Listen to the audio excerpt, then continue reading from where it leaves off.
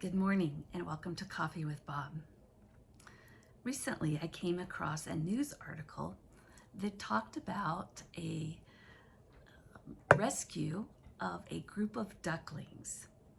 It happened when a man was volunteering with a group of people who were doing cleanup at this park, and he heard the cheeping of little baby ducks. And he investigated it and found that they were so tiny. They had fallen through the holes in a storm drain cover.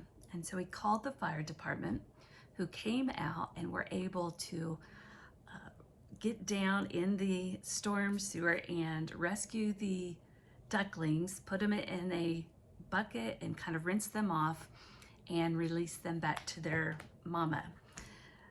And as I was reading this, because this is exactly the kind of story I love, my heart goes out to it, and I started thinking, why is it that we're drawn to these kind of stories?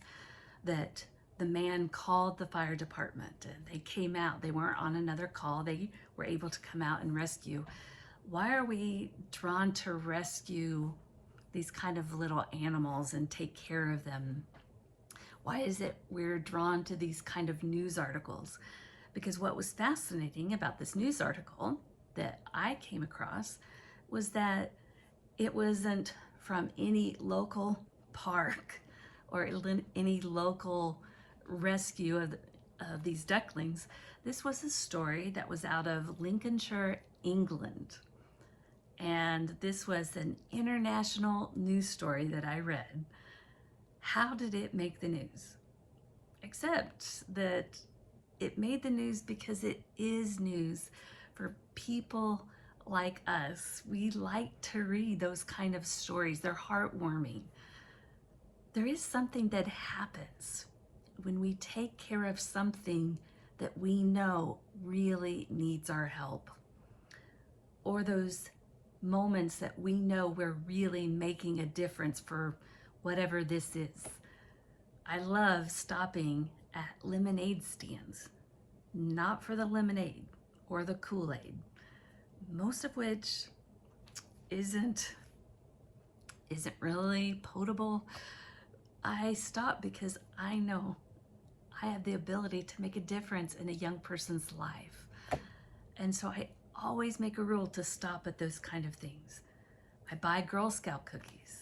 They're gonna be expensive and they're great. I think they're delicious, but the cost probably outweighs the taste, but I do it because I know it's making a difference for someone. I remember a few years back, I heard a rustling in our kitchen and went to investigate, and it was a lizard. And I went through all this rigmarole to capture it because it was a fast one, but I captured it and took it back outside and set it free. And there's something when you do an action like that you aren't just taking care of something, you're caring for it. I would challenge anyone to go through the motions of doing any of those kind of actions without involving your heart.